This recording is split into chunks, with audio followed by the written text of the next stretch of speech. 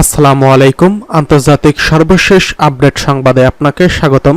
শুরুতেই জানিয়ে দেব সংবাদ শিরোনাম। শুরুতে জানিয়ে দেব ইসরায়েলের নিরাপত্তা মন্ত্রণালয় ক্ষেপণাস্ত্র হামলার দাবি করছে হুথি গোষ্ঠী। জানিয়ে দেব ইরানের নৌবহরে যুক্ত হচ্ছে অত্যাধুনিক এক যুদ্ধ জাহাজ। এরপরে জানিয়ে দেব যে কোনো সময় আসবে গাজায় যুদ্ধবিরতির ঘোষণা। অন্যদিকে রয়েছে পাকিস্তানের নিরাপত্তা বাহিনীর অভিযানে নিহত ২৭। সর্বশেষ জানিয়ে দেব অভিশংসন মামলা শুনানিতে হাজির হয়নি বরখাস্ত ইউন, আদালত মুলতবি ঘোষণা। এতক্ষণ শুনছিলেন সংবাদ শিরোনাম, এবারে বিস্তারিত। অনুরোধ থাকবে ভিডিওতে একটি লাইক করবেন এবং কমেন্টে জানিয়ে দিন কে কোথা থেকে ভিডিওটি দেখছেন এবং পরবর্তী ভিডিও পেতে সাবস্ক্রাইব করতে ভুলবেন না। ইসরায়েলের নিরাপত্তা মন্ত্রণালয় ক্ষেপণাস্ত্র হামলার দাবি করছে হুথি গোষ্ঠী। মঙ্গলবার ভোরে ইয়েমেনি ব্যালিস্টিক ক্ষেপণাস্ত্র হামলার কারণে ইসরায়েলের বিভিন্ন এলাকায় সতর্কতার সাইরেন বেজে ওঠে। এরই মধ্যে রয়েছে তেল আবিব, হারজেলিয়া, রিশন লেজিয়ন, বেইত শেমেশ এবং পেতাস তিকভা।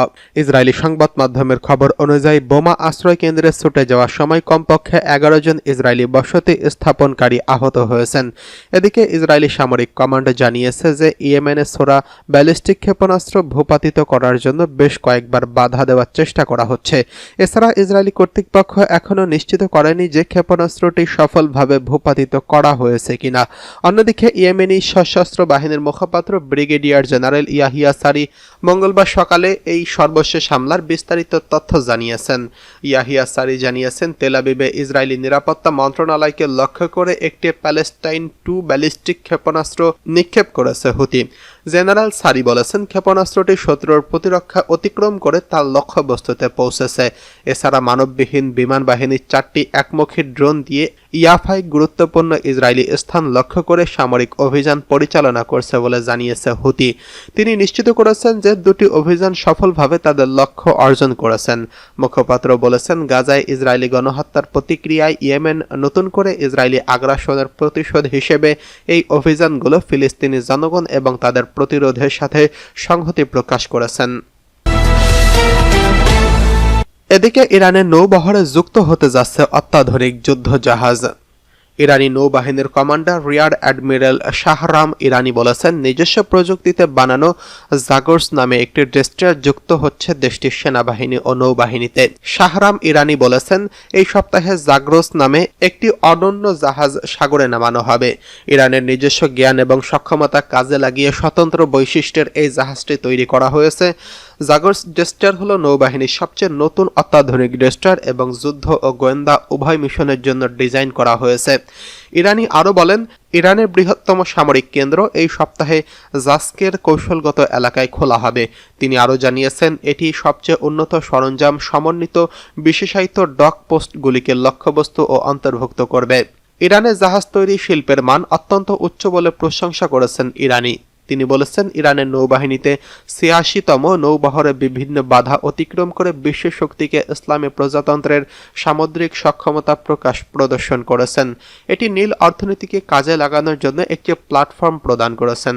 ইরানি তার বক্তব্যে জাহাজ তৈরি এবং সামুদ্রিক শিল্পের উন্নয়নের ক্ষেত্রে জ্ঞানভিত্তিক কোম্পানি এবং বিজ্ঞানীদের প্রচেষ্টার প্রশংসা করে বলেন আপনার দক্ষতা দিয়ে আপনি সমুদ্র ও মহাসাগরে তথাকথিত আমেরিকান ব্যতিক্রমবাদকে পরাজিত করেছেন এবং দেখিয়েছেন এই অঞ্চলগুলির সমস্ত জাতি অন্তর্গত। এদিকে গাজায় যুদ্ধবিরতি ঘোষণা আসতে পারে যে কোনো সময়।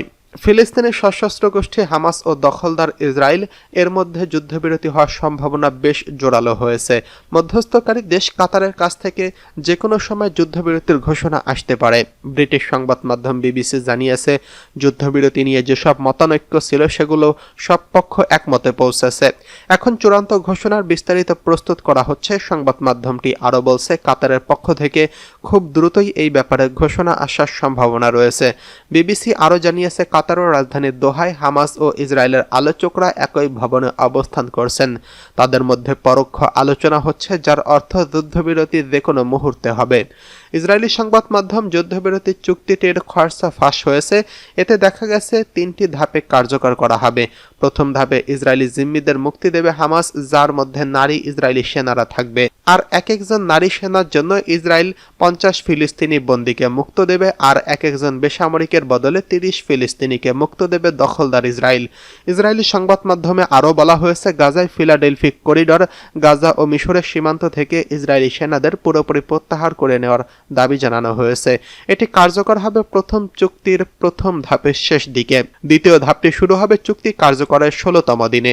ওই সময় গাজায় জিম্মিদের থাকা বাকি ইসরায়েলি সেনা এবং পুরুষদের মুক্তি দেওয়ার ব্যাপারে আলোচনা হবে।